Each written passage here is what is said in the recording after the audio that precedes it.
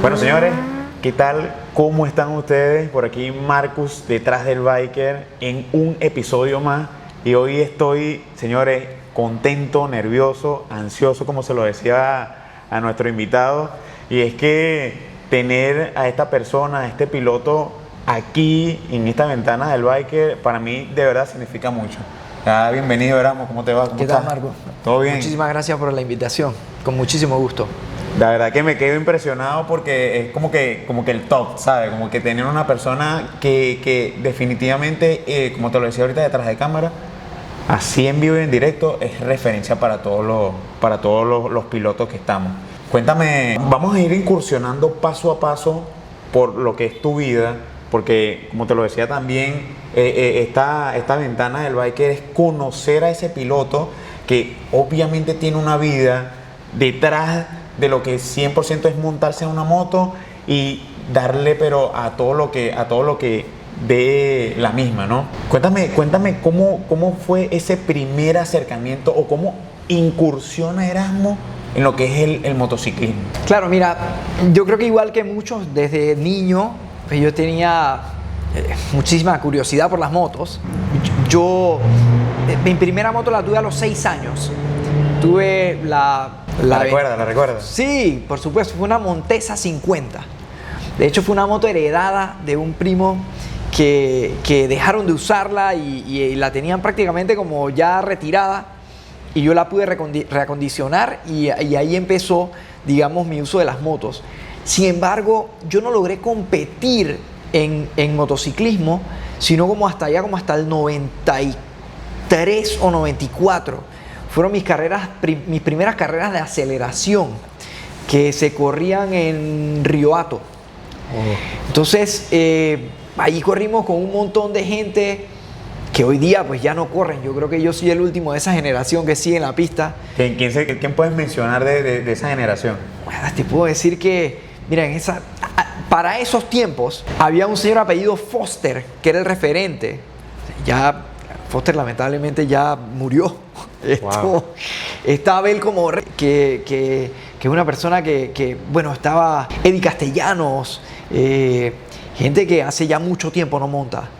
Y a veces me causa algo de gracia porque yo hoy día corro con pilotos que probablemente yo corrí contra sus abuelos.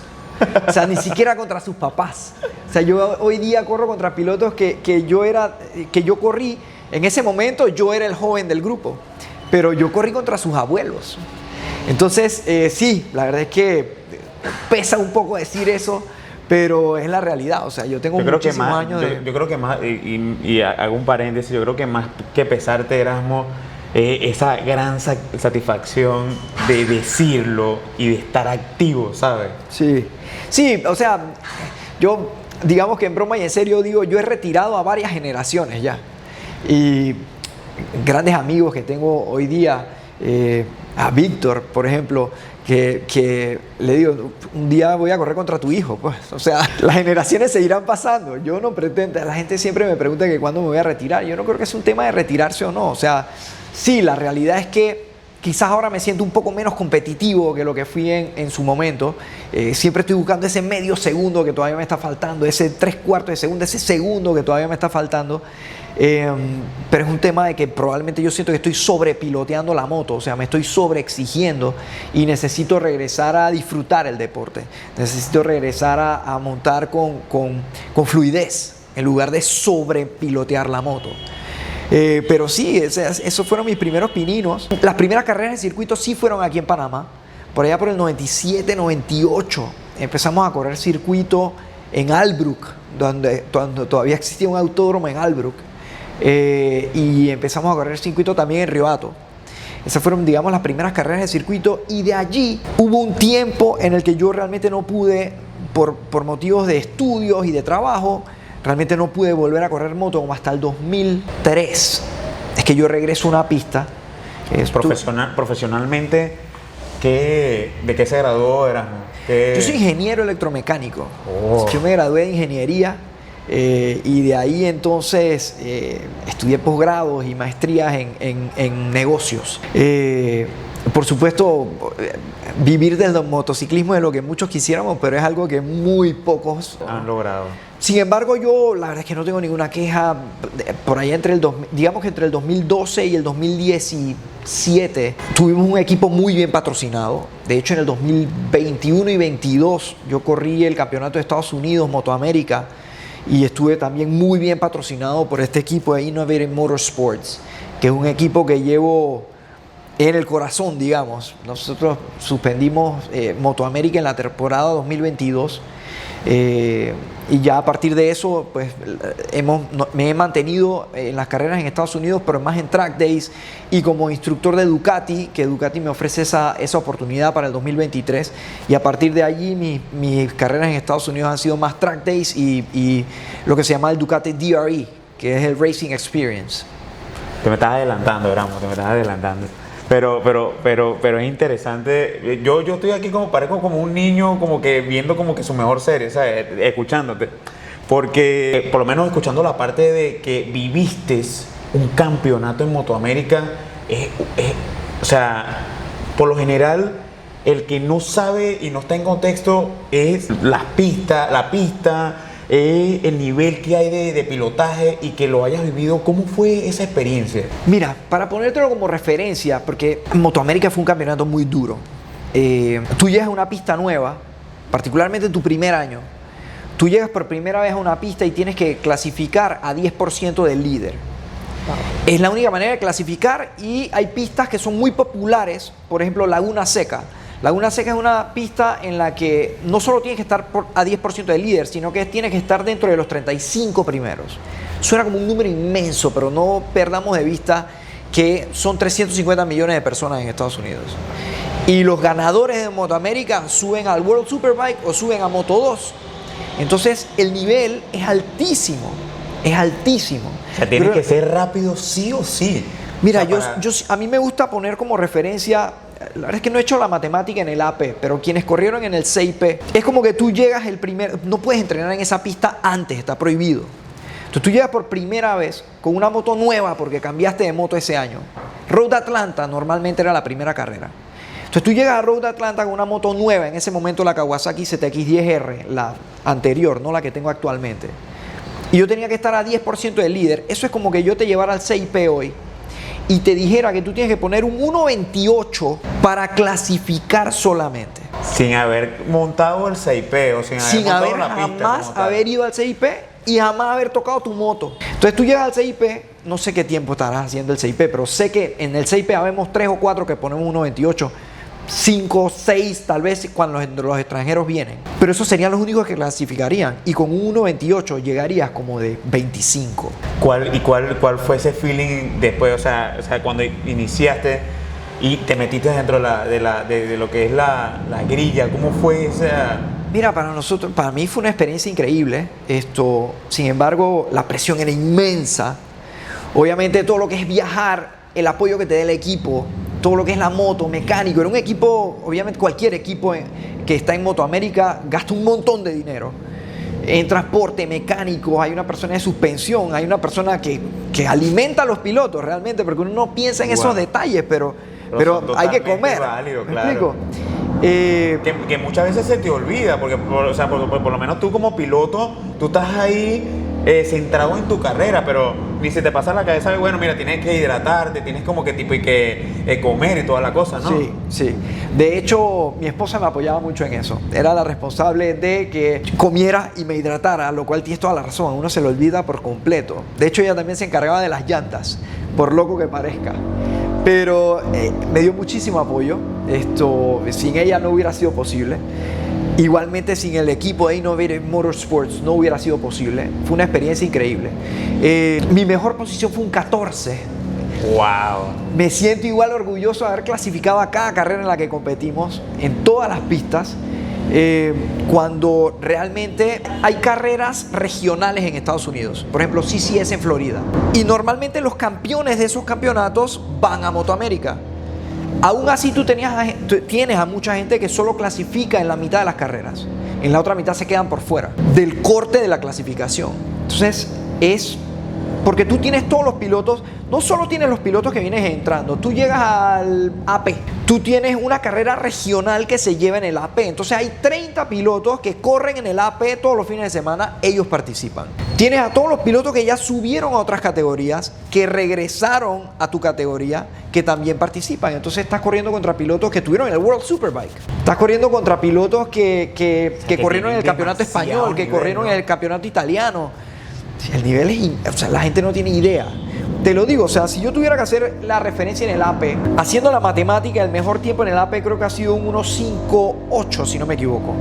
Vamos a decir un 1.55, que serían 65 segundos, 6. Tendrías que hacer 1 minuto 10 y medio solo para participar en tu primera ida al AP. Wow.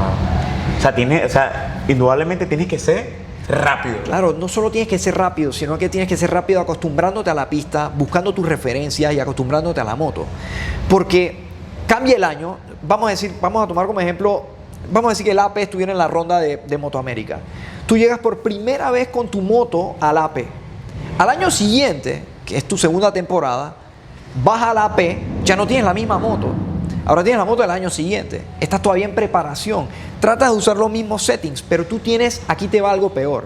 No es que tú tienes todo el día para hacer ese 1.10. Tú llegas y tú tienes 2 hits de 30 minutos. Ahora tú vas de, yo jamás me he entrado al AP, jamás he entrado al AP. Y tienes que entrar 30 minutos por primera vez en tu vida y hacer 1.10 solo para participar. Tienes 2 hits de 30 minutos para lograr el tiempo de clasificación. O sea, la gente no tiene idea de lo difícil que era eso. Y así en cada pista. Corrimos Road Atlanta, corrimos Road America, Circuit of the Americas. Y el detallazo es que si no hacías el tiempo, perdiste el viaje. Si no hacías el tiempo, literal no participas del evento. Wow. Gracias a Dios yo participé de todos los eventos en los que entramos. No es el mismo caso con el resto de las personas que participaban conmigo. De hecho, una de mis pistas, mi home track, digamos en Estados Unidos, se llama Loudon, New Hampshire, que es una pista que está en el noreste, al norte de Nueva York. Y pilotos, campeones de categoría en Loudon, no clasificaban para Motoamérica. Y te puedo decir que ellos en Loudon son más rápidos que yo. Entonces, no era un tema solo de ser rápido. Era un tema de que tú tenías que lograr acostumbrarte a la moto y a la pista y encontrar los settings de la moto en 30 minutos. Tú entrabas 30 minutos, si no lograbas el tiempo de corte, hacías los cambios que tenías que hacer, al día siguiente te daban 30 minutos más para lograr el corte, para lograr la grilla. Y como te digo, hay pistas limitadas por la densidad de la pista, como Laguna Seca.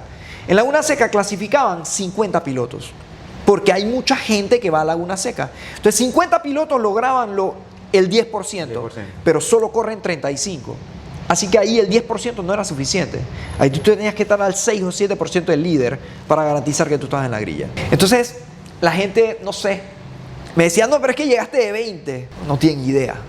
No tienen idea. O sea que prácticamente clasificar, hacer el mejor tiempo ya era un súper resultado. Y quedar de buena posición después de haber disfrutado del evento ya era avaricia. Qué locura, qué locura. Sí. ¿Qué anécdota recuerda Erasmo de aquellos tiempos, trasladándonos aquí a Panamá? ¿Qué anécdota recuerda Erasmo de esos primeros momentos del CIP? Mira, yo tengo emociones encontradas respecto a mis participaciones en los campeonatos en Panamá. Y te explico por qué. El CIP arranca en el 2015. Y yo lamentablemente hice demasiados cambios durante mi participación en el CIP. Y yo llegué a tener campeonatos ganados en el CIP y los regalé por cambiar de moto. Entonces, en el 2015, creo que solo corrimos 3 carreras, hubo un triangular. Y yo siempre he sido un piloto demasiado precavido. A mí me cuesta acostumbrarme a una pista, lo cual es contrario a lo que me tocaba hacer en Motoamérica. Pero en Motoamérica lo que pasa, la diferencia era clasificas o te vas para la casa. Entonces desbaratar la moto en Motoamérica era una opción. Claro, yo creo que tenías ese pensar de que lo tenías todo y al final, bueno, si tenías que que dejar todo en la pista, o sea, que se desbaratara la moto, también podía. Pero también lo que pasa es que teníamos el apoyo de un equipo que tenía todo para desbaratar la moto y igual salir a la siguiente carrera. Y entonces podía salir la otra. Yo creo que es todo lo contrario aquí en Panamá, ¿no? De hecho, absurdamente, jamás me caí en Motoamérica. De hecho, no tuve ni una sola caída en Motoamérica y eso me lo critican mucho. Yo me caía muy poco en Estados Unidos. De hecho, en Motoamérica jamás me caí. Y lo que la gente percibe es, yo nunca fui al límite. Y eso era un problema para mi coach de manejo. Porque mi coach de manejo, una persona que admiro mucho, Eric Wood, que es el dueño de... Él corrió Motoamérica en sus tiempos en el Team Hooters, imagínate, hace un montón de tiempo. Pero el tipo es excepcional y él era nuestro coach del equipo. Y esa era una de sus críticas, era ¿cómo tú me puedes decir que tú vas al límite? Como coach, pero ¿por qué no le das más? Vamos, tú puedes. ¿Cómo puedes decirme que vas al límite si en 15 carreras no te has caído ni una sola vez? Y no deja de tener razón. Pero en el 2015 arranca el CIP. El CIP todavía, el asfalto era muy nuevo. La pista no tenía buen grip. Entonces yo no me sentía cómodo en esa pista en el 2015. En ese momento Iván Sala hizo mejores tiempos que yo. En el 2016, que yo todavía corría con BMW, yo tenía ese campeonato ganado y decidí cambiarme de marca. Cuando me cambio de marca no me fue bien en la moto en la que me cambié. Y perdí ese campeonato. Me mantuve con esa moto en el 2017. Perdí ese campeonato. En el 2018 estuve temporalmente en otra marca en la que sí me fue muy bien. Pero luego me ofrecieron un deal con otra marca. Me volví a cambiar. Entonces yo sí tengo el regret de haber hecho tantos cambios y haber regalado tantos campeonatos en el CIP. Al punto de que yo... Al sol de hoy mis campeonatos en el CIP fueron en Supermoto. Yo no puedo decir que yo tengo un campeonato de 1000 expertos en el CIP.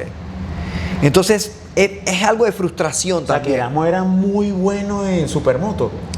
Sí, o sea, de hecho, a mi percepción, yo siempre he sido mejor en Supermoto que en Superbike. Wow. Y que hay cierta, o sea, cierta no, hay una gran diferencia entre lo que es manejar Supermoto y lo que es un Superbike. Lo que pasa es que la Supermoto frena de una manera excepcional y mi ventaja está en las secciones trabadas de los circuitos. Esas frenadas que son épicas y tú...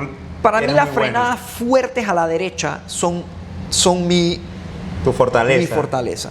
Yo giro por lo menos 5 grados menos hacia la izquierda que hacia la derecha y no soy rápido en las curvas rápidas como lo soy en las curvas lentas. Entonces, Supermoto, al ser más trabado, realmente es algo que a mí me favorece mucho, porque dependo de la frenada, no tanto de la fluidez y la aceleración.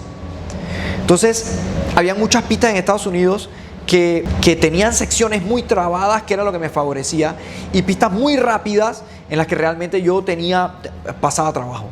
Claro. Entonces, ¿qué es algo que me está sucediendo ahora? El AP es un circuito rápido y fluido. No es un circuito que explota mi fortaleza. Hay muy pocas secciones en el AP donde tú realmente tienes que ir al límite en la frenada. Sino que aquí tienes que ser más fluido. Tienes que ser mucho más para fluido. Que puedas ganar mucho más tiempo. Exactamente. Tienes que usar la pista completa y tienes que ser fluido. Y mi fortaleza es realmente atacar recto el apex, frenar, voltear la moto y salir. O sea que se origina una de las preguntas que tenía para ti. Hay mucha diferencia. ¿Cuál es la diferencia para Erasmo entre lo que es el CIP y lo que es el AP? Hay mucha diferencia, definitivamente. El CIP es un circuito trabado. O sea, si tú miras la distancia entre curvas en el CIP, tú tienes la recta, que es relativamente corta, y tienes la contrarrecta, que es cuando vienes de las 5 hacia atrás hacia las 6, hacia las 6, 7. El resto de la pista es totalmente trabada. O sea, el tiempo entre curvas es muy poquito. En el AP no sucede eso. En el AP tú tienes una frenada fuerte en la 4, tienes una frenada mediana en la 8 y luego vuelves a tener una frenada fuerte en la entrada a la salida a la recta principal. O sea, es mayormente fluido versus trabado. El CIP es mayormente trabado versus fluido. Y a mí me ha costado trabajo adaptarme porque siempre hay una combinación piloto-moto-pista. Entonces tú cambias la pista, mismo piloto, misma moto, y tú lo ves en MotoGP. Tú tienes el mismo piloto, misma moto, cambia de pista y un tipo que ganó esta carrera hasta de 18 en la carrera siguiente. O sea, podemos hacer el ejemplo que le pasaba a Pecco este año, que nunca... Digamos que no usemos a Pecco porque él tiene, o sea, ahí hay algo más. Pero cualquiera de los pilotos, no sé, Viñales, te ganaba una carrera y a la siguiente, entonces tú mantienes motopiloto, cambias de pista, pero aquí no se puede cambiar de pista. Aquí todo el campeonato se corre en una misma pista. Entonces yo siento que para mí, mi combinación motopiloto-pista no me ha favorecido. Bueno, no es un secreto, yo he querido regresar a Ducati. Desde que soy instructor de Ducati en el 2023, que inicié como instructor de Ducati, ya llevo 2-3 temporadas tratando de hacer ese cambio. No se ha dado la oportunidad. Espero que ojalá pronto se dé la oportunidad. ¿Quisieras manejar o sea, meterte en la P con una Ducati? Definitivamente. Yo tuve Ducati en el CIP. Mira, Gillo ha evolucionado mucho en esa moto. Él está en sus primeras temporadas. Yo creo que él va a llegar a ser muy rápido. Su moto... Lo va a ayudar la moto. Sí. Más que el... No, él está metido en el hecho de que el R1 le gustaba. Pero claro, él todavía está empezando con esas sensaciones. Él demoró mucho en preparar la moto, en ponerle el escape, que era lo principal. Creo que él dudó mucho en preparar la moto. Sí, o sea, él hizo un cambio muy tímido. O sea, se cambió, pero no preparó la moto como debería. Entonces él empezó con una moto, ahora tiene otra. Ahora está empezando a coger ritmo en esta. Yo probé su moto cuando todavía no le había puesto el mofle. La probé en el CIP.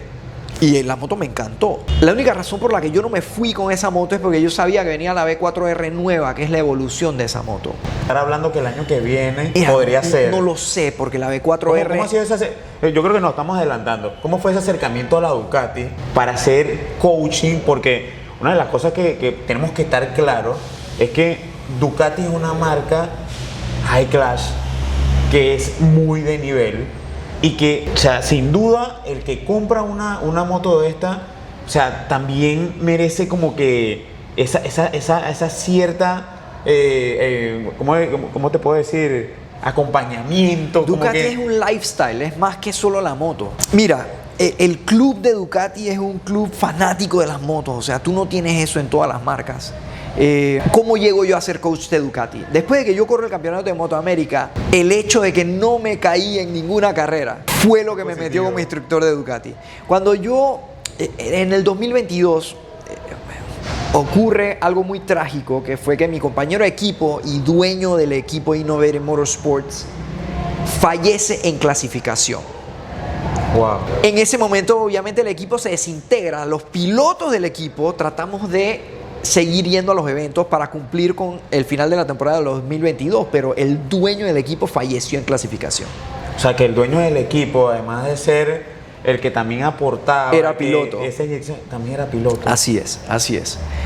Entonces, Ducati obviamente es muy cercano a Motoamérica, siempre estaba en los pits.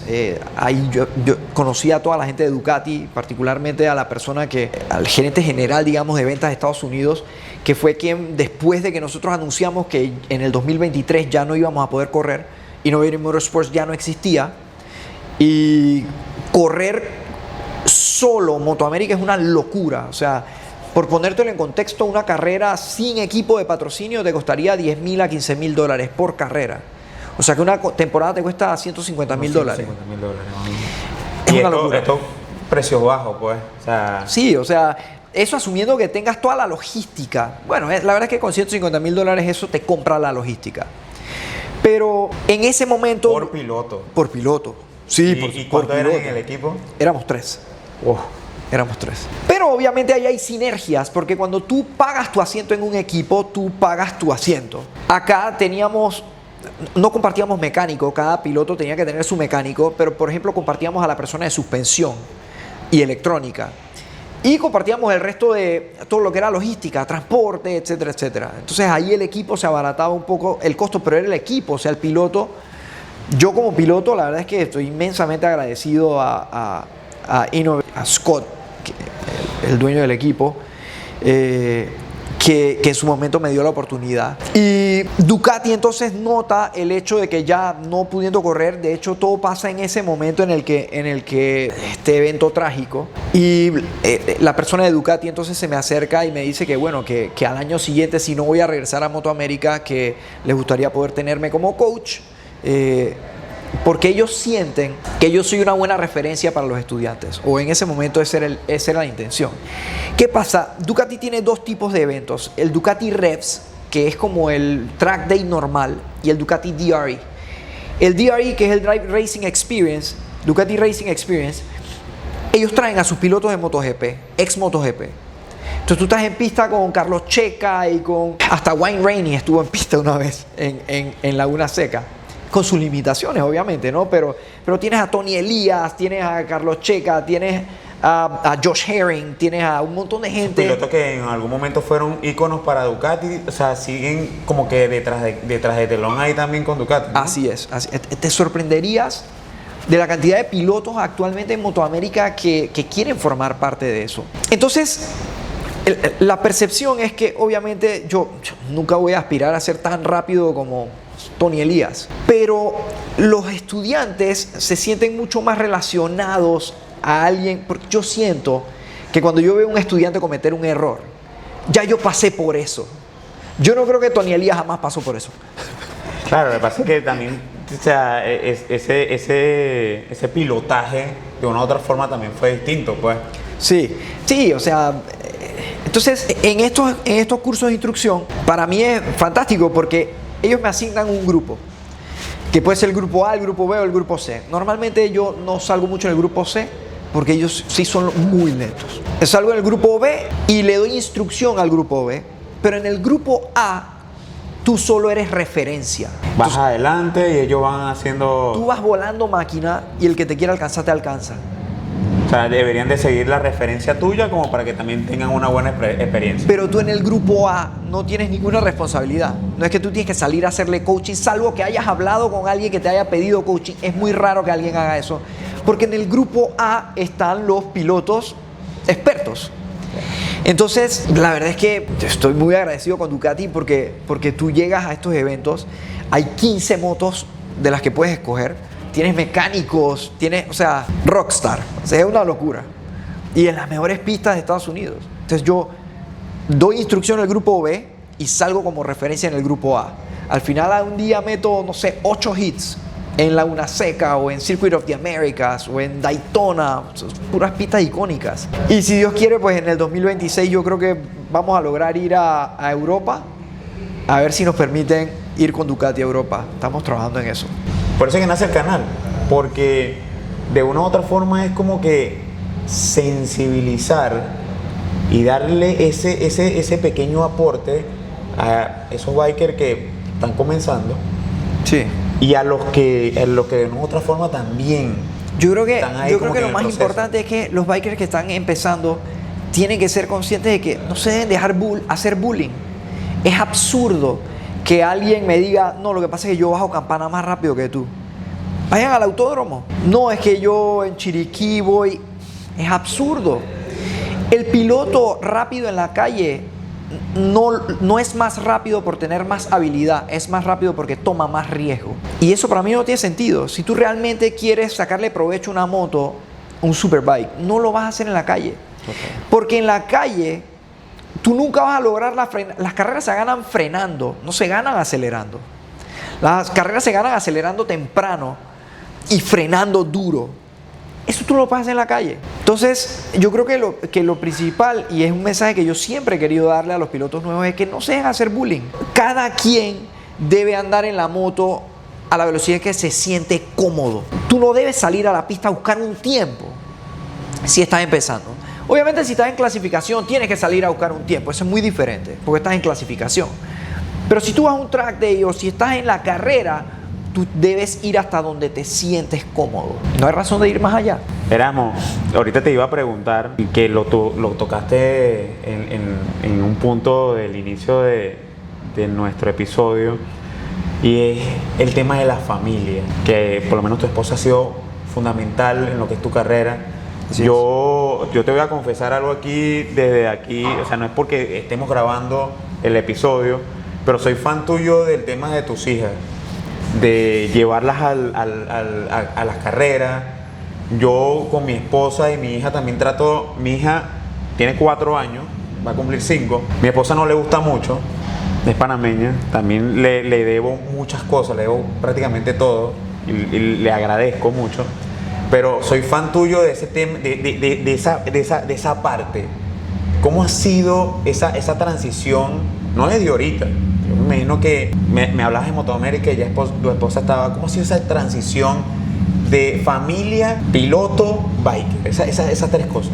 Mira, mi esposa ha estado allí durante la mayoría de mi carrera y la verdad es que yo veo a las personas correr cuando estamos en entrenamiento y soy consciente del riesgo que una persona toma en la pista. Tu familia obviamente tiene que tener la conciencia de que es un deporte peligroso y el hecho de que tu familia te apoye en ese tipo de cosas, pues es un regalo. Yo siempre, obviamente yo trato de pasar la mayor cantidad de tiempo con mis hijas, ellas disfrutan mucho y yo he querido que ambas sepan montar moto. Tal vez no las he empujado a que compitan. No sé si quisiera que compitan. Te iba a preguntar eso, ¿cómo vas con eso? Porque muchas veces uno quiere que de una u otra forma... Mira, de alguna manera yo siento que ellas han estado lo suficientemente cerca para... ambas saben montar moto. La grande incluso montó motocross durante algún tiempo. Pero digamos que su atención se ha desviado en otras actividades. Son muy niñas, son muy ballet, son muy... ¿Me explico? A mí le gustan mucho los animales. Sí. Papá, tienes que comprarte una finca, me dice. Al motociclismo. Sí. Estoy más cercano a ser vaquero o el tema de veterinario, una cosa así de que monte. Sí. Ellas comparten mucho conmigo, pero yo no he empujado nunca a que ellas compitan. Yo estoy seguro que si yo hubiera empujado un poquito más con la escuelita de Kerry, con la otra escuela, que se metan en una carrera o la otra. El tema es que particularmente la mayor es muy competitiva. Ella no sabe perder. Y obviamente tiene que dedicarle mucho tiempo a cualquier actividad en la que ella quiera ser buena. Claro. Entonces yo las he mantenido un poco como que les gusta, monten, pero no necesariamente las llevo como que a que compitan. Claro. Y ellas solas, no solas pues, pero se han desviado hacia otras actividades. Que si en algún momento se da, bueno, cool. Sí, pero se han desviado a otras actividades deportivas o ballet y cosas así. Pero sí, a mí obviamente me encanta llevarlas a la pista. Ellas se emocionan. Para ellas no es problema si llevo primero, segundo, tercero. Entonces siempre tengo el apoyo y ese amor. Bueno, yo creo que es lo más cool. No hay nada. Y te digo, incluso cuando he tenido caídas, que como te comentaba, algo de frustración, los últimos años he tenido más caídas que anteriormente. Y ellas han estado ahí, pues tener todo ese amor, ¿sabes? De ellas, que están preocupadas por ti, que te cuidan. Siempre es un poco incómodo en el AP porque realmente no hay mucho espacio. Como te abren un hangar y se ponen 8 motos en un solo hangar. Yo creo que en el 6P tenías como que más tu en el espacio, 6P ¿no? tenía mi espacio, claro. En el AP ha sido un poco más difícil. De hecho, ni siquiera he podido llevarla a las últimas carreras porque el tema logística a veces es un poquito el tema logístico es un complicado. poquito complicado. Pero bueno, ahí hay que ver, ¿no? Eventualmente necesitaremos un espacio en el AP donde yo pueda seguir compartiendo con ellas, ¿no? Porque sí me hacen falta cuando no las llevo. Totalmente.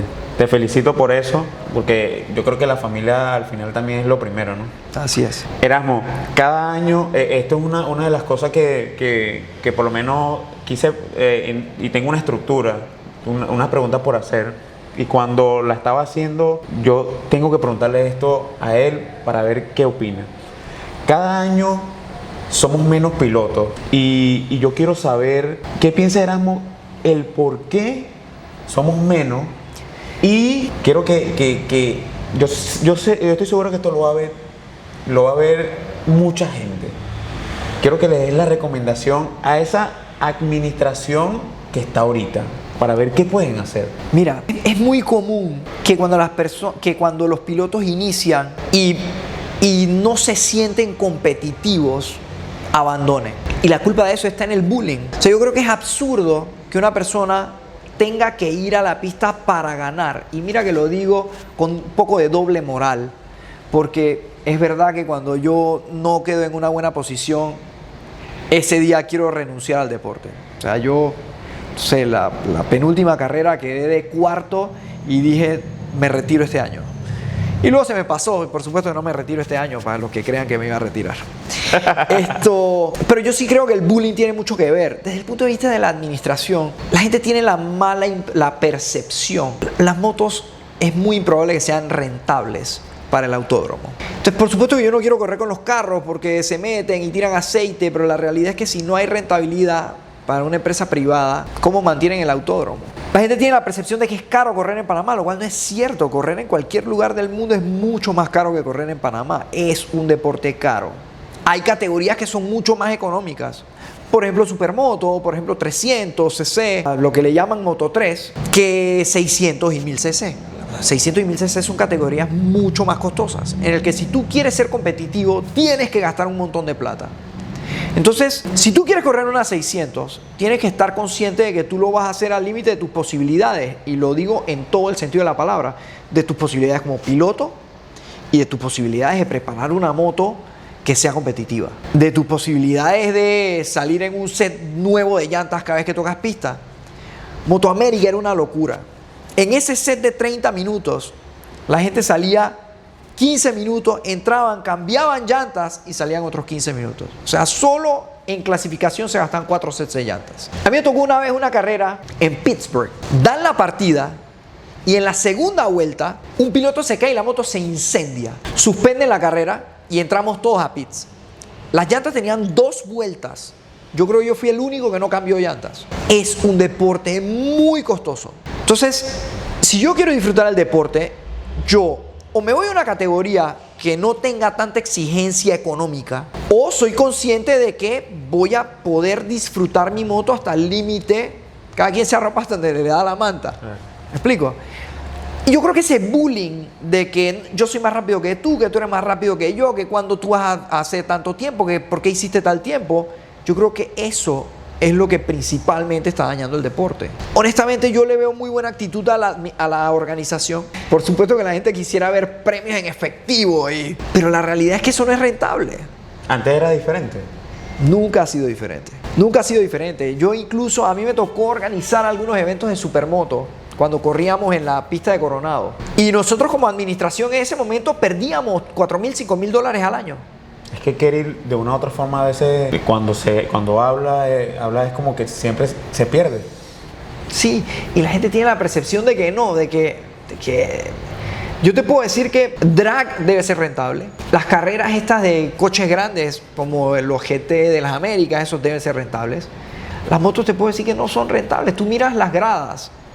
¿Cuánta gente pagó para entrar ahí? O sea, yo creo que nosotros debemos dejar de mirar hacia la administración para lograr eso, y nosotros como pilotos tenemos que tratar de incluir, de ser inclusivos, no de joder y hacer bullying, que porque alguien tiene una moto que no es una buena moto. O sea, hay pilotos que la moto que tienen es la que van a usar, porque esa es la que tienen, que es la moto que usan para entregar cosas durante el día y luego se la llevan a la pista.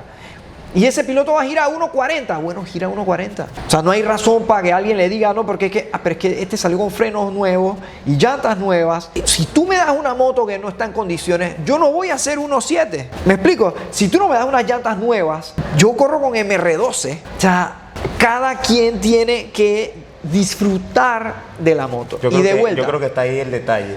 Tenemos que parar ese bullying. Más que ir a ser competitivo, porque uno tiene que serlo.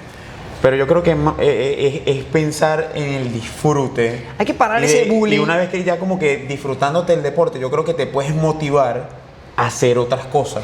Mira, una vez estábamos en Europa y fuimos a una pista que nos las encontramos de milagro. Rustavi se llama, en Georgia. Y cuando llegamos a la pista, había alquiler de motos de enduro. No habían superbikes y yo quería probar la pista. Y yo alquilé una moto de enduro. Me cobraron $45 por una moto de enduro. Y ellos me decían, pero usted la va a meter a la pista. Le digo, es que para eso la quiero. O sea, para que estemos claros, yo voy a sacar esta moto de enduro con estas llantas de enduro y me voy a meter en la pista. Allá era todo electrónico, no habían banderilleros, lo controlaba toda la pista, que era una pista de nivel mundial, la controlaba un tipo desde una sala y él ponía las banderas rojas que eran unas cámaras, o sea, él tenía cámaras en toda la pista y todo lo controlaba una sola persona. O sea que yo llegué ese día y alquilé una moto y me metí a la pista y la pista estaba disponible para usar. Fue tan extraño para ellos que ni siquiera me cobraron la pista. Pero bueno, mi punto es, yo obviamente no giré rápido en una moto con llantas de enduro. Pero te llevaste esa gran experiencia Exactamente. de rodar en la pista. Yo disfruté la moto y seguramente si hubieran habido más motos en pista, hubieran sido más rápidos que yo porque estaban en condiciones de ser más rápidos. Yo no iba a tratar de alcanzarlo con mi moto de enduro. Tenemos que parar el bullying. Cuando una persona está empezando o no tiene el equipo adecuado, todo el mundo sabe qué moto está preparada, qué moto no está preparada, qué persona está dejando de llevar a su familia ese fin de semana a hacer algo por correr. Total. Entonces, hay que parar ese bullying. Hay que apoyar a las personas que están tratando de disfrutar el deporte en vez de joder cuál es tu tiempo, cuál es tu tiempo, cuál es tu tiempo. Siempre hay alguien más rápido. Siempre hay alguien más rápido. Totalmente. Éramos un par de preguntas para ir cerrando. Una clave, ¿crees posible, tú que estás como que, creo que de los dos, tanto como el 6P, tanto como en la P, ¿crees posible en algún futuro hacer algún campeonato mixto?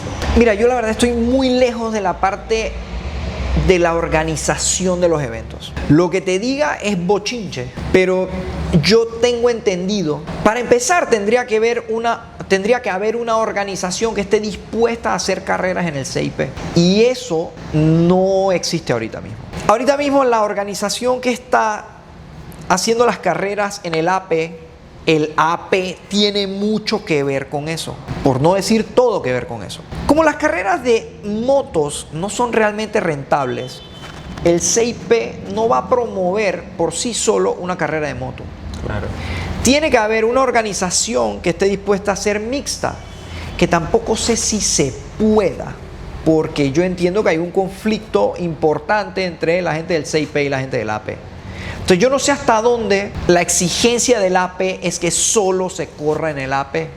Y como la organización está amarrada o mayormente compuesta por el AP, yo no veo que salvo que haya una organización independiente del autódromo vaya a haber un campeonato mixto. Ojo, y mi pregunta no es para crear controversia ni bochinche ni nada, sino que yo creo que vas a ir en la misma línea que yo. Es que tenemos dos circuitos y es que el CIP es tremendo circuito técnico. Así es. Y tenemos el AP que también nos brinda una fluidez y tremenda, van creciendo y nos están brindando tremenda pista también. Por eso es mi pregunta. Yo creo que es una lástima para los pilotos que quieran desarrollarse en el deporte que no tengan el acceso a esos dos circuitos. Como te digo, la actual organización está absolutamente amarrada y promovida y sostenida por el Autódromo de Panamá. Con lo cual la probabilidad de que esta organización cree eventos en el CIP es imposible. Tendría que ser una organización independiente del autódromo y yo no veo quién se quiere echar encima esa responsabilidad. Yo pasé por la parte de organización hace unos años, como te comenté. La experiencia no es buena, hay que tener mucho corazón. Creo que corazón, tiempo, dinero, tiempo, porque tienes que buscar patrocinadores para tapar los huecos de la pérdida que eso representa, para que al final igual quedas mal con todo el mundo. Yo siento que los pilotos somos muy ingratos. Cuando algo sucede malo por parte de la administración, yo creo que nosotros perdemos de vista el esfuerzo que hace la administración para que eso esté como está. Así es. De vuelta, lo digo con doble moral, porque yo soy de los primeros que se enoja, de los primeros que tal vez no públicamente, trato de no hacerlo públicamente, pero sí expreso a veces sabiendo que ha sido un esfuerzo grande para que esos eventos se den. Y la verdad es que en el AP cada vez le dan dando más relevancia a las motos, porque creo que encontraron esa fórmula con el Street Legal en el que ya el evento no se les va a pérdida. Entonces si tú ves el calendario 2026, ya hay un track day cada mes. Total. Y ya hay como 6 carreras agendadas. Ya tenemos campeonato para el 2026, así que eso es súper positivo. Así es. Entonces, pero sí, la verdad es que es una lástima que no hayan carreras en ambos circuitos, particularmente desde el punto de vista de desarrollo de los pilotos panameños. Si nosotros alguna vez quisiéramos ver a un piloto panameño de vuelta en ámbitos internacionales, El CIP podría ser el CIP es una gran escuela. Es una gran escuela porque el CIP no te va a enseñar lo que te enseña el AP, y de la misma manera el AP no te va a enseñar lo que te enseña el CIP. Son distintos, pero disfrutables los dos. Son complementarios. Total. O sea, correr en ambos circuitos te da la gama completa de poder salir a una pista en el extranjero, y con lo que te encuentres vas a poder lidiar con eso. Actualmente, obviamente, un piloto panameño que se entrene en el AP va a ser mejor en pistas fluidas, horarias. Si tú le das una pista trabada, antihoraria, un piloto que no va a estar acostumbrado a eso. Y hay un montón de circuitos así. Acabo de ir a Colombia y lo hacen. Bueno, Colombia es antihorario y es un circuito relativamente ¿En algún trabado. momento competiste en Colombia? Sí. ¿Qué país, para ir como que pues, cerrando, qué países compitió Erasmo? Mira, yo corrí el campeonato completo en Costa Rica, corrí el campeonato completo en El Salvador, corrí algunas carreras en Colombia, corrí algunas carreras en Guatemala, obviamente corrí el campeonato en Estados Unidos, corrí un latinoamericano en Argentina, en Termas de Río Hondo, espectacular ese circuito. Corrí con la gente de BMW en Assen, hasta ahí por ahora, porque la verdad es que cuando nos enfocamos en Estados Unidos corrimos tantas pistas en Estados Unidos que yo básicamente dejé de correr en otros lados. Y eso limitó un poco, porque en ese momento empezábamos, o sea, después de que tuvimos la experiencia en Assen, yo tenía la intención de seguir yendo a Europa. Pero si te voy a ser honesto, Ducati me malacostumbró. Quédate ahí. Entonces me quedé con la gente de Ducati en Estados Unidos, porque literalmente ellos me dan todo. Entonces, ¿qué voy a hacer yo a Portugal o a Barcelona Dando golpe por ahí si no es con Ducati? Entonces lo que estoy viendo es de ir con Ducati a las pistas en Europa. Proyección, esa era como que para cerrar, proyección de Erasmo Pinilla para el futuro. ¿Hasta qué punto, ya dijiste en alguna parte del episodio de que no se va a retirar, pero hasta qué punto vamos a tener Erasmo? Mira, la verdad es que le he bajado bastante. O sea, mi ímpetu por entrenar semanalmente ha disminuido muchísimo.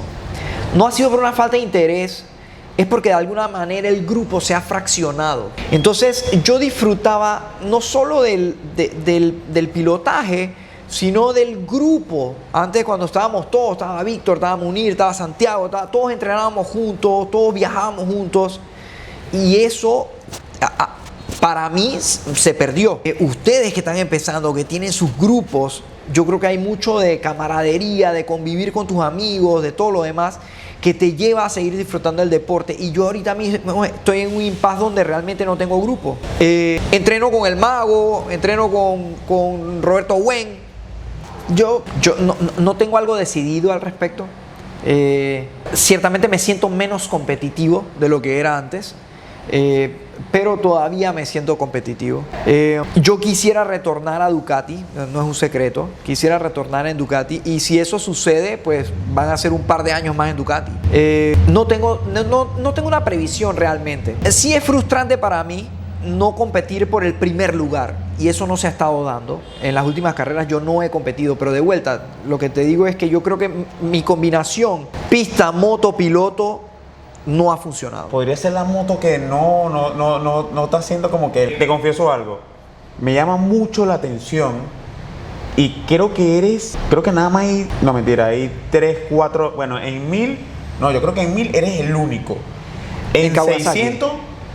Kerry y el profe que es de Santiago.